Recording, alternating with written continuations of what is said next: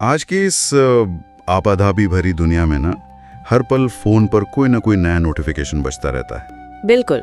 और जहाँ काम का दबाव और मतलब सूचनाओं की बाढ़ किसी भी इंसान को थकाने के लिए काफी है। बिना तनाव के जीना तो एक असंभव से सपने जैसा ही लगता है आजकल। हाँ, ऐसा लगता है जैसे हर इंसान एक ऐसी दौड़ में भाग रहा है जिसका कोई अंत ही नहीं है। लेकिन आज हम जिस स्रोत सामग्री का विश्लेषण करने जा रहे हैं ना जी, वो इसी रोजमर्रा की थकान और मानसिक उलझनों का एक बेहद दिलचस्प समाधान प्रस्तुत करती है। ये बहुत ही प्रासंगिक विषय है। चलिए इस विषय के पर्दे खोलते हैं। आज की इस गहन चर्चा का मुख्य विषय है जीवन को निश्चिंत और तनाव मुक्त कैसे बनाया जाए। हमारे पास जो स्रोत है वो एक बहुत ही प्रभावशाली आध्यात्मिक और दार्शनिक ऑडियो है। और इसका जो पूरा ताना बाना है वो मुख्य रूप से दो अवधारणाओं पर बुना गया है। सही कहा। पहला है साक्षी भाव, जिसे हम अंग्रेजी में डिटैच्ड ऑब्जर्वर कहते हैं, और दूसरा है न्यारापन यानी डिटैचमेंट। बिल्कुल। तो हमारा उद्देश्य ये समझना है कि कैसे कोई भी व्यक्ति दुनिया की इस तेज रफ्तार के बीच और परिस्थितियों के भारी बोझ तले दबे बिना अपने जीवन को एक ट्रस्टी या संरक्षक की तरह जी सकता है। देखिए, ये एक बहुत ही शानदार और समय की मांग के अनुसार प्रासंगिक विषय है। अक्सर देखा जाता है कि इंसान अपनी ही बनाई हुई मानसिक उलझनों में इतनी गहराई तक फंस जाता है कि उसे बाहर निकलने का रास्ता ही नहीं सोचता। बिल्कुल, उसे रास्ता नहीं दिखता। इस स्रोत सामग्री में जिस शांत और विश्लेषणात्मक नजरिए की बात की गई है ना, वो असल में एक बहुत ही उच्च स्तर की मनोवैज्ञानिक अवस्था है। मतलब एक तरह की मानसिक स्थिति। हाँ, ये सिखाता है कि हर परिस्थिति में तुरंत कूदने या प्रतिक्रिया देने की जरूरत नहीं होती है। कभी कभी सिर्फ एक कदम पीछे हटकर बिना किसी व्यक्तिगत स्वार्थ के परिस्थितियों को देखने भर से ही आधी से ज्यादा समस्याएं सुलझ सकती हैं। ये कदम पीछे हटाने वाली बात बहुत सोचने पर मजबूर करती है। मुझे स्रोत का वो हिस्सा याद आ रहा है जहां मन की गति और हमारी कल्पना की शक्ति को समझाने के लिए एक बड़ा ही दिलचस्प उदाहरण दिया गया है। कुल्लू मनाली वाला उदाहरण। हाँ, वही कुल्लू मनाली वाला जिक्र। क्या हम इस उदाहरण को थोड़ा डिकोड कर सकते हैं? आखिर स्रोत इसके जरिए इंसान के मन की किस कार्य प्रणाली की ओर इशारा कर रहा है? यहाँ जो सबसे दिलचस्प बात है वो ये है कि हमारा मन समय और स्थान की सीमाओं से पूरी तरह मुक्त है। बिल्कुल मुक्त है। स्रोत उसी असीमित क्षमता को रेखांकित करता है। उदाहरण के तौर पे कोई व्यक्ति किसी बंद कमरे में बैठा हो सकता है। हाँ, शारीरिक रूप से वही है जी, लेकिन पलक झपकते ही एक सेकंड के भी हिस्से में उसका मन उसे कुल्लू मनाली की बर्फ से ढकी वादियों में पहुंचा सकता है। मैं मानसिक रूप से उस ठंडी हवा को महसूस कर सकता है। बिल्कुल। या फिर किसी ऐसे पुराने मित्र के साथ होने का अनुभव कर सकता है जो मीलों दूर बैठा हो। मतलब मन टाइम मशीन की तरह काम करता है। सही कहा। मन की इसी क्षमता को हम माइंड ट्रैवल कह सकते हैं। विचारों को उत्पन्न करने और बुद्धि के द्वारा उन पर नियंत्रण करने की ये क्षमता एक अद्भुत उपहार है। लेकिन यहाँ एक सवाल उठता है जी? अगर मन इतनी आसानी से कहीं भी पहुंच सकता है और कुछ भी महसूस कर सकता है तो परेशानी क्या है? हाँ, तो फिर यही मन इंसान के लिए इतनी बड़ी परेशानी या तनाव का कारण कैसे बन जाता है? क्या स्रोत इस विरोधाभास को भी स्पष्ट करता है? बिल्कुल करता है। देखिए, स्रोत इस बात पर बहुत गहराई से जोर देता है कि ये क्षमता असल में एक दोधारी तलवार की तरह है। दोधारी तलवार मतलब फायदे और नुकसान दोनों। हाँ, जब कोई इंसान अनजाने में अपने मन को नकारात्मक दिशा में जाने देता है या भविष्य की अनजानी चिंताओं और अतीत की कड़वी यादों में खुद को उलझा देता है, जो कि ज्यादातर लोग करते ही हैं जी, तो मन की यही तीव्र गति तनाव का एक बहुत बड़ा पहाड़ खड़ा कर देती है। मन उस काल्पनिक डर को भी बिल्कुल सच मानकर शरीर में तनाव के हार्मोन छोड़ने लगता है। शरीर को लगता है कि खतरा असली है। बिल्कुल। लेकिन इसके ठीक विपरीत जब बुद्धि का सही उपयोग करके मन की इस उड़ान को एक सकारात्मक दिशा दी जाती है, जब कोई व्यक्ति जानबूझकर अपनी मनोदशा को ऊंचे स्तर पर ले जाता है, सही कहा, तो यही क्षमता दुखों से मुक्ति का साधन बन जाती है। असल में ये पूरी तरह से इस बात पर निर्भर करता है कि मन रूपी इस गाड़ी का स्टीयरिंग व्हील किसके हाथ में है। स्टीयरिंग व्हील वाली ये उपमा बहुत सटीक है। परिस्थितियों के हाथ में है या स्वयं उस व्यक्ति के हाथ में है? जी बिल्कुल। इसी नियंत्रण को और बेहतर तरीके से समझाने के लिए श्रोता एक बहुत ही गहरी अवधारणा की तरफ मुड़ता है। स्वयं को ट्रस्टी समझना। हाँ, ट्रस्टीशिप का कॉन्सेप्ट। स्रोत कहता है कि इंसान को अपनी देह का, अपने शरीर और जीवन का ट्रस्टी समझना चाहिए। ये ट्रस्टी होने का भाव मनोवैज्ञानिक रूप से कैसे काम करता है? इसे ना एक बहुत ही व्यवहारिक उदाहरण से समझा जा सकता है। मान लीजिए किसी व्यक्ति ने एक बहुत ही महंगी नई गाड़ी खरीदी। ठीक है। लग जाए तो वो खरोच गाड़ी पे नहीं, सीधा उस मालिक के दिल पे लगती है। बिल्कुल। हाँ। उसका ब्लड प्रेशर बढ़ जाता है, वो क्रोधित हो जाता है। क्यों? क्योंकि वहाँ मेरापन है। मेरापन यानी ये चीज मेरी है। हाँ, सूक्ष्म अहंकार जिसे हम सटल ईगो कहते हैं, हाँ। वो उस गाड़ी से जुड़ा हुआ है। हाँ, समझ रहा हूँ। अब इसकी विपरीत सोचिए, एक ड्राइवर है जो उस गाड़ी को चला रहा है। वो उस गाड़ी का मालिक नहीं है, हाँ। सिर्फ एक ट्रस्टी या केयरटेकर है। तो उसका नजरिया अलग होगा। बिल्कुल। अगर गाड़ी पर खरोच लगती है तो ड्राइवर नुकसान की रिपोर्ट करेगा, उसे गैरेज ले जाकर ठीक करवाएगा। लेकिन वो तनाव में आकर अपनी रातों की नींद खराब नहीं करेगा। सही कहा। स्रोत इसी ड्राइवर वाली मानसिकता को अपनाने की वकालत कर रहा है। ये सुनने में तो बहुत तार्किक और आदर्शवादी लगता है, लेकिन क्या असल जिंदगी की जटिलताओं में ये इतना आसान है? आसान तो नहीं है। मेरा मतलब है, जब बात सिर्फ एक गाड़ी की ना होकर इंसान के सगे संबंधियों की हो, उसके बच्चों की हो या जीवन भर की कमाई की हो, जी, तब मैं तो सिर्फ ट्रस्टी हूँ ये सोचकर शांत रहना तो एक आम इंसान के लिए लगभग नामुमकिन सा लगता है। स्रोत इस इतनी बड़ी मानसिक बाधा को पार करने के बारे में क्या कहता है?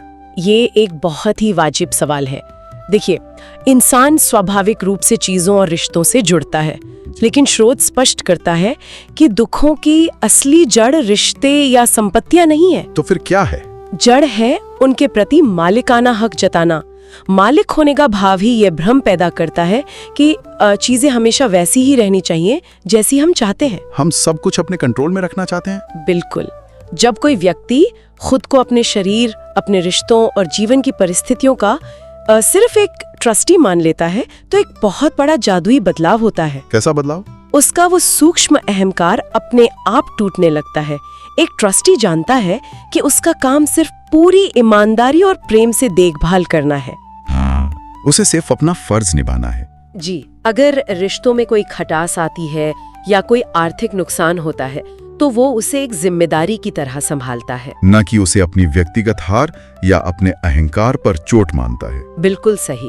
अहंकार का ये खत्म होना ही आजीवन में निश्चिंतता की पहली सीढ़ी है। यहाँ ये विषय बहुत ही रोचक हो जाता है, क्योंकि देह का ट्रस्टी बनने के इस कॉन्सेप्ट के बाद स्रोत हमें एक कदम और ऊपर ले जाता है, साक्षी भाव की तरफ। हाँ, ऑडियो में खुद को इस भौतिक और साकार दुनिया से ऊपर उठाने की बात कही गई है, जिसे साक्षी भाव या डिटैच्ड ऑब्जर्वर का नाम दिया गया है। जी, स्रोत के इस हिस्से में एक दृष्टांत का आभास होता है, जैसे कोई ऊपर से नीचे की दुनिया को देख रहा हो।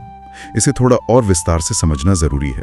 इस साक्षी भाव की प्रक्रिया को समझने के लिए हम एक बहुत ही आम शहर के ट्रैफिक जैम की कल्पना कर सकते हैं। ट्रैफिक जाम, ये तो रोज की ही बात है। हाँ, जब कोई व्यक्ति सड़क पर अपनी गाड़ी में बैठा होता है और चारों तरफ भयंकर जाम लगा होता है, गाड़ियों के हॉर्न बज रहे होते हैं, तो वो बहुत ज्यादा झुंझलाहट और तनाव महसूस करता है, क्योंकि वो उस जाम में फंसा हुआ है। बिल्कुल, वो उस जाम का हिस्सा है। लेकिन अब सोचिए कि उसी सड़क के किनारे एक बहुत ऊंची इमारत है, ठीक है, और कोई व्यक्ति उस इमारत की सबसे ऊपरी छत पर शांति से खड़ा होकर नीचे उस जाम को देख रहा है। तो उसका अनुभव बिल्कुल अलग होगा। एकदम अलग। ऊपर खड़े व्यक्ति के लिए वो ट्रैफिक जैम सिर्फ एक दृश्य है। वो लाल और पीली बत्तियों को एक पैटर्न की तरह देखता है। नीचे का शोर और तनाव उस तक नहीं पहुंचता। सही कहा।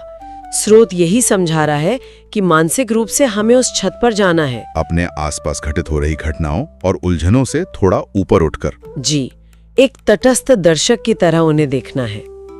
इसका सबसे बड़ा मनोवैज्ञानिक लाभ ये होता है कि बाहरी घटनाओं का सीधा असर इंसान की आंतरिक शांति पर नहीं पड़ता। लेकिन यहाँ सुनने वालों के मन में एक संशय पैदा हो सकता है। कैसा संशय? क्या इस साक्षी भाव का मतलब ये है कि इंसान अपनी सभी जिम्मेदारियों से मुंह मोड़ ले? अच्छा, क्या इसका मतलब कर्म छोड़कर किसी पहाड़ पर संन्यास लेने चले जाना है? स्रोत इस बारे में क्या दृष्टिकोण रखता है? ये बहुत ही महत्वपूर्ण स्पष्टीकरण है और स्रोत इसे बखूबी समझाता है।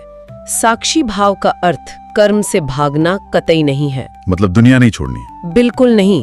इंसान को अपने सारे रोजमर्रा के कर्म करने हैं, ऑफिस जाना है, परिवार की जिम्मेदारियां उठानी है, समाज में रहना है। तो फिर बदलाव कहाँ लाना है? मुख्य बात यह है कि उन कर्मों को करते हुए, चाहे उनका परिणाम सफलता के रूप में मिले या विफलता के रूप में, सुख मिले या दुख, हाँ। उन परिणामों की गहरी महसूसता से खुद को अलग रखना है। अक्सर लोग सफलता मिलने पर अहंकार से भर जाते हैं और विफलता मिलने पर गहरे अवसाद में चले जाते हैं। सही कहा। स्रोत का संदेश है कि कर्म पूरी निष्ठा से किया जाए, लेकिन उसके फल के प्रभाव से खुद को उसी तरह अछूता रखा जाए। जैसे कमल का फूल कीचड़ में खिलकर भी कीचड़ से निर्लिप्त रहता है। बिल्कुल सटीक उपमा है ये। अगर ये इतना ही लाभकारी है तो फिर आम जिंदगी में लोग इसे अपना क्यों नहीं पाते? ये एक गहरा सवाल है। छोटी छोटी बातों पर, किसी की कही हुई एक बात पर इंसान इतना आहत क्यों हो जाता है?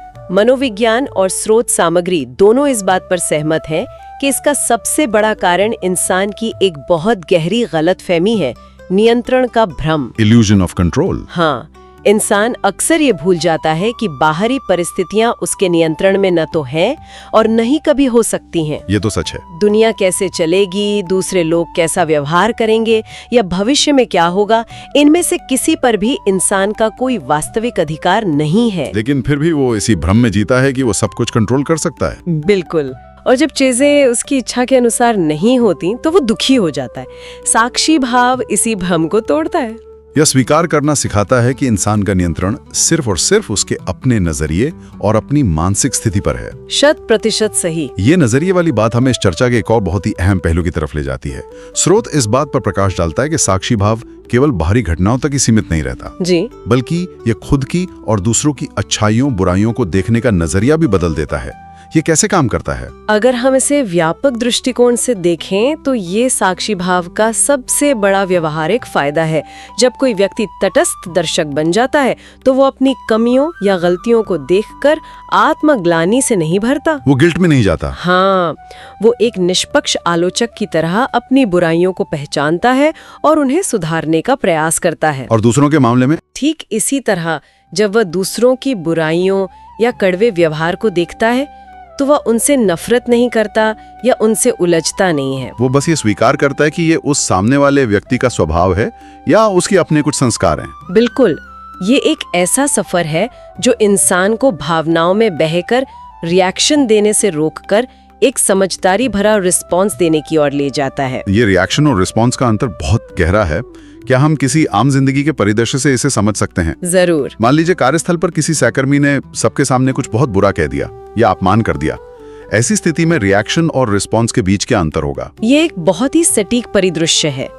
रिएक्शन या प्रतिक्रिया हमेशा त्वरित होती है, बिना सोचे समझे होती है और भावनाओं के आवेग में दी जाती है। तुरंत पलट कर जवाब देना। हाँ, अगर उस अपमान के तुरंत बाद व्यक्ति क्रोधित होकर पलटकर कुछ कड़वा कह दे या फिर खुद को अपमानित महसूस करके रोने लगे तो ये उसका रिएक्शन है। बिल्कुल, उसने सामने वाले के व्यवहार को अपने मन का रिमोट कंट्रोल दे दिया। ये बहुत बड़ी बात कही आपने, रिमोट कंट्रोल दे दिया। जी, लेकिन इसके विपरीत जो व्यक्ति साक्षी भाव में है वो उस घटना को पहले सिर्फ ऑब्जर्व करेगा। वो सोचेगा कि इस व्यक्ति ने ऐसा क्यों कहा। हाँ, क्या ये इसका अपना कोई फ्रस्ट्रेशन है, और सबसे अहम बात, इस बात का मेरे ऊपर क्या असर होना चाहिए। इसके बाद वो जो भी कदम उठाएगा, चाहे वो शांति से जवाब देना हो या उस बात को नजरअंदाज करना हो, वो उसका रिस्पॉन्स होगा। रिस्पॉन्स में बुद्धिमत्ता होती है, जबकि रिएक्शन में केवल बेलगाम भावनाएं होती हैं। ये सुनना तो बहुत ही प्रेरणादायक लगता है, लेकिन सालों की बनी हुई जो आदतें हैं, तुरंत रिएक्ट करने की, हर बात का तनाव लेने की, क्या वे इतनी आसानी से बदल सकती हैं?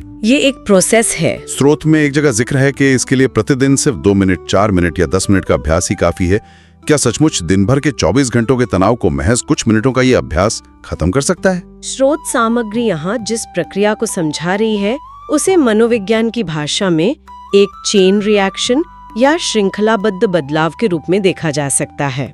मतलब एक चीज से दूसरी चीज बदलती है। जी, ये कोई रातों रात होने वाला जादू नहीं है, बल्कि एक बहुत ही वैज्ञानिक और क्रमिक प्रक्रिया है। बात सिर्फ समय की नहीं है, बात उस समय की गुणवत्ता की है। Quality of time. बिल्कुल। जब कोई इंसान दिन में सिर्फ कुछ मिनटों के लिए भी अपनी मनोदशा को जानबूझकर एक ऊंचे स्तर पर ले जाता है, उस इमारत की छत पर जहाँ से वो सब कुछ डिटैच्ड होकर देखता है, सही, तो सबसे पहला प्रभाव उसके विचारों पर पड़ता है। तो मतलब शुरुआत विचारों के शांत होने से होती है। उसके बाद ये चेन कैसे आगे बढ़ती है? जब विचार शांत और स्पष्ट होने लगते हैं तो उन विचारों के आधार पर व्यक्ति जो भी निर्णय लेता है वे बहुत ही सटीक और सुलझे हुए होते हैं। और निर्णयों का सीधा असर हमारे एक्शंस पर होता है। बिल्कुल। जब जीवन में स्पष्ट निर्णय लिए जाते हैं तो इंसान के कर्म या उसके एक्शंस भी अपने आप बदलने लगते हैं। वो वही पुराने घिसे पिटे तनावपूर्ण तरीके से व्यवहार नहीं करता। हाँ, वो रिएक्ट नहीं करता, रिस्पॉन्स देता है। और फिर जब लगातार सही और शांत कर्म किए जाते हैं तो धीरे धीरे वे कर्म इंसान की आदतों में शुमार हो जाते हैं। आदतें बन जाती हैं। जी। और अंततः ये आदतें इंसान के सबसे गहरे संस्कारों या पर्सनैलिटी ट्रेट्स को पूरी तरह से बदल कर रख देती हैं। कमाल की बात है। तो जो शुरुआत सिर्फ 2 मिनट के साक्षी भाव के अभ्यास से हुई थी, वह अंततः पूरे व्यक्तित्व के आमूलचूल परिवर्तन में बदल जाती है। तो इस सब का असल में क्या अर्थ है? अगर कोई इस अभ्यास को अपनी जिंदगी का हिस्सा बना ले तो अंतिम परिणाम क्या होता है? इसका सीधा सा अर्थ यह है कि अगर यह अभ्यास लगातार किया जाए तो इंसान के अंदर एक बहुत ही गहरी शांति और आंतरिक हल्कापन आ जाता है। वो बोझ खत्म हो जाता है। हाँ, जीवन का वो भारीपन, वो हमेशा कुछ साबित करने की या सब कुछ अपने हिसाब से चलाने की जो थकान है वो खत्म होने लगती है। इंसान अंदर से एक ऐसी संतुष्टि महसूस करता है जो बाहरी परिस्थितियों की मोहताज नहीं होती। क्योंकि वो अब परिस्थितियों से लड़ नहीं रहा है, बस उन्हें एक दृष्टांत की तरह देख रहा है। इसी आंतरिक हल्केपन को गहराई देने के लिए स्रोत में एक बहुत ही महत्वपूर्ण आध्यात्मिक पहलू का भी जिक्र किया गया है। जी बिल्कुल। ऑडियो के अंतिम हिस्से में बाबा को अपने साथ रखने की बात कही गई है।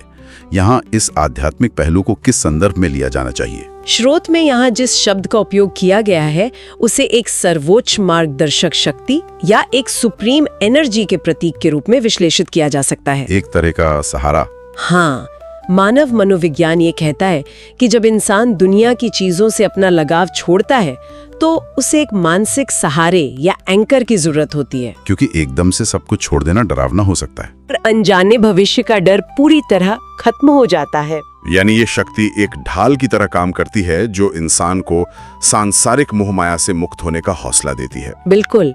इस सर्वोच्च शक्ति का साथ महसूस करने से व्यक्ति को हर प्रकार की आसक्ति या अटैचमेंट से मुक्ति मिल जाती है। और आसक्ति ही दुखों का मूल कारण है। जी, चाहे वो रिश्तों से हो, किसी ऊंचे पद से हो या फिर धन दौलत से हो। जब यह आसक्ति टूटती है और व्यक्ति खुद को सिर्फ एक साधन या ट्रस्टी मानने लगता है तो वो सच में निश्चिंतता का अनुभव करता है। वो दुनिया के सारे काम करता है, सारी जिम्मेदारियां निभाता है, लेकिन फिर भी उन उलझनों से उसी तरह न्यारा रहता है जैसे पानी के बीच रहता हुआ कमल का पत्ता कभी गीला नहीं होता। ये कमल के पत्ते वाली उपमा स्रोत के मूल संदेश को बहुत ही खूबसूरती से समेट लेती है। अगर हम इस पूरी गहन चर्चा के मुख्य निष्कर्षों या कीटे कवेस पर नजर डालें तो इसका पूरा निचोड़ यही है कि जीवन में ट्रस्टी और एक साक्षी यानी डिटैच्ड ऑब्जर्वर बनकर चीजों को देखने से एक असीम शांति मिलती है। दुनिया का मालिक बनकर हर चीज को, हर इंसान को कंट्रोल करने की जो हमारी व्यर्थ की कोशिश है, उसे छोड़ना ही सच्ची आजादी है। बिल्कुल सही कहा आपने। और जैसा कि हमने चर्चा की, रोजमर्रा की जिंदगी में सिर्फ कुछ मिनटों का ये न्यालेपन का अभ्यास इंसान के विचारों से लेकर उसके पूरे संस्कारों तक को सकारात्मक रूप से बदल सकता है। और अगर हम इसे आज के परिप्रेक्ष्य में देखें तो ये ज्ञान केवल एक पुराना दर्शन नहीं है बल्कि एक अत्यंत आवश्यक मानसिक टूल है। आज के समय की सबसे बड़ी जरूरत। हाँ, हम एक ऐसे युग में जी रहे हैं जो मानसिक तनाव और सूचनाओं के ओवरलोड से भरा हुआ है। हर चीज हमारा ध्यान खींचने और हमें उत्तेजित करने की कोशिश कर रही है। ऐसे माहौल में ये साक्षी भाव और ट्रस्टीशिप का ज्ञान सिर्फ एक विचार नहीं रहता बल्कि एक मजबूत ढाल का काम करता है। ये एक ऐसा शॉर्टकट है जो इंसान को बिना कहीं दूर पहाड़ों पर गए इसी शोरगुल वाली दुनिया के बीचों बीच रहते हुए भी परम शांति और हल्केपन का अनुभव करा सकता है। बिल्कुल, ये एक ऐसी ढाल है जिसकी जरूरत शायद आज हर उस इंसान को है जो मानसिक शांति की तलाश में है। इस गहन चर्चा को समाप्त करने से पहले स्रोत सामग्री के इसी सार से प्रेरित एक विचार है जो शायद हर सुनने वाले को अपनी जिंदगी को एक बिल्कुल नए नजरिए से देखने पर मजबूर कर दे। हम सब अपनी जिंदगी की कहानी में खुद को मुख्य नायक मानते हैं और हर पल ये चाहते हैं कि कहानी का हर दृश्य, हर किरदार बिल्कुल हमारे सोचे हुए तरीके से काम करे, जो कि संभव नहीं है। लेकिन जरा सोचिए, अगर कल सुबह उठकर आप अपनी ही जिंदगी के उस चलते हुए नाटक के मंच से नीचे उतर आएं, और सामने दर्शकों की दीर्घा में ऑडियंस की कुर्सी पर बैठकर अपनी ही कहानी को एक दर्शक की तरह देखना शुरू कर दें, तो क्या उस कहानी का सारा तनाव, वो सारी घबराहट और उलझने अपने आप एक बेहद दिलचस्प और शांत मनोरंजन में नहीं बदल जाएंगी? इस पर जरूर विचार कीजिएगा। इसी विचार के साथ आज की इस गहन चर्चा को हम यहीं विराम देते हैं।